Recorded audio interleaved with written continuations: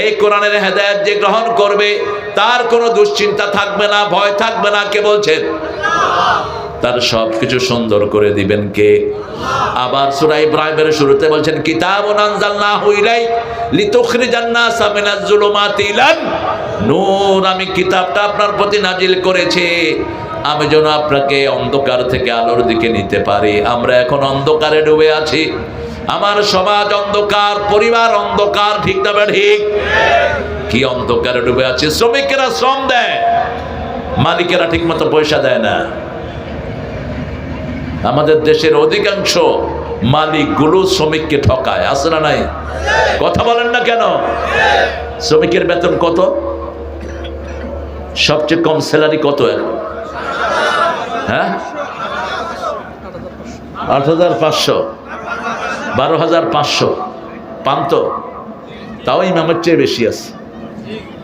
দেলোয়ার কত পাও? থাক সবার সামনে ধর্ম না, তাও ইমামদের চেয়ে বেশি আছে। কিন্তু এই বেতনে কি একজনের সংসার চলে? তুমি বেটা মালিক কত খাও? যেমন এই মাহফিলটার জন্য যদি পাশের এই মিল, কি মিল এটা? কি এফএক্স ফ্যাশন ওয়্যার, এই বেটা যদি এই মাহফিলের দিকে একটু সদয় হতো, অথবা মাহফিলের জন্য শ্রমিকদেরকে একটু উদার করে দিত, আপনাদের থেকে কিছুই কালেকশন করতে হতো না, ঠিক না ঠিক? ওদের কোনো কষ্ট হতো না। বেটা মালিক তোমারে কয়ে যাই, তুমি এই মাহফিলের দিকে খেয়াল দিবা, নাহলে আজকের মুনাজাতে দোয়া করে যাব, তোমার মিলও শেষ, তুমিও শেষ।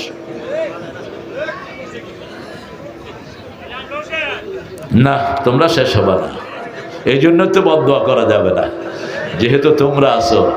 রাসূল বলছেন ৩ ব্যক্তির বিরুদ্ধে আল্লাহ বাদী হবেন। কে বাদী হবেন? আল্লাহ বাদী হবেন। আজকে আবার তিরমিজির একটা হাদিস পড়ছিলাম, রাসূল সাল্লাল্লাহু আলাইহি ওয়াসাল্লাম বলছেন ২২০৬ নম্বর হাদিস, বলছিলেন যে ৪ ব্যক্তিকে আল্লাহর ফরজ হয়ে যাবে জাহান্নামে দেয়া। কয় ব্যক্তি? এর মধ্যে ১ নম্বর হলো মদখোর, ২ নম্বর হলো সুদখোর। মদখোর যখন মদ খাওয়া অবস্থায় মারা যাবে তাকে জাহান্নামে দিবেন কে? সুদখোর যখন সুদের অবস্থায় মারা যাবে তাকে জাহান্নামে দিবেন কে? ৩ নম্বর হলো এতিমের মাল খায়, আছে না নাই? এই লোকটাকে জাহান্নামে দিবেন কে? ৪ নম্বর পিতামাতার অবাধ্য সন্তান, আছে না নাই? পাবজি খেলতেছে, মা এসে বলছে বাবা ভাত খেতে আসো, যাও, আছে না নাই? খেলতেছে অন্য কিছু, মা এসে বলছে, বাবা এসে বলছে বাবা অনেক তো খেললা, তোর বাবা পেট পেট করো না তো, তুমি বুড়া মানুষ কিছু বুঝো না। এরকম আল্লাহর ওলি এখানে আছে না নাই? কেন?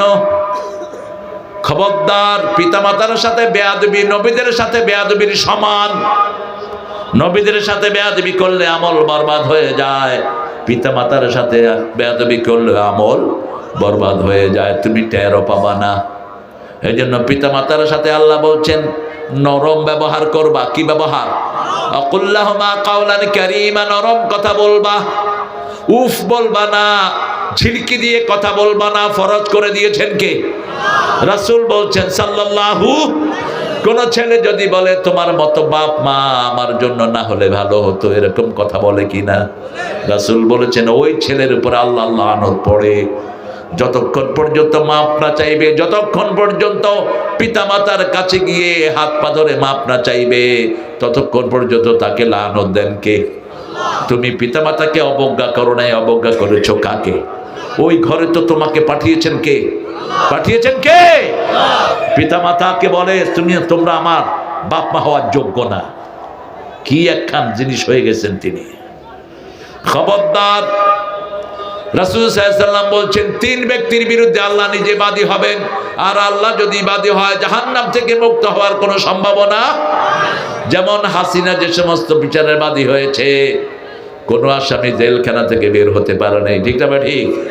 মামলা টামলা করে জেলখানার গেটে আনছে, এখান থেকে আরেক মামলা ভিতরে ঢুকায় দিচ্ছে। দেখছেন না আপনারা?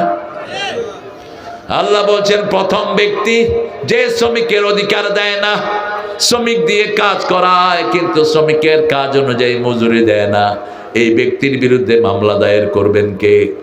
বাদী হবেন কে? দুই নাম্বার মিথ্যা কসম কাড়ে, সেটা পূরণ করে না। এটা দেবো সেটা দেবো, নির্বাচনের আগে কত আশা, নির্বাচনের কাছে সবই ভণ্ডুল। আছে না নাই? মিথ্যা আশা যারা দেয়, আল্লাহ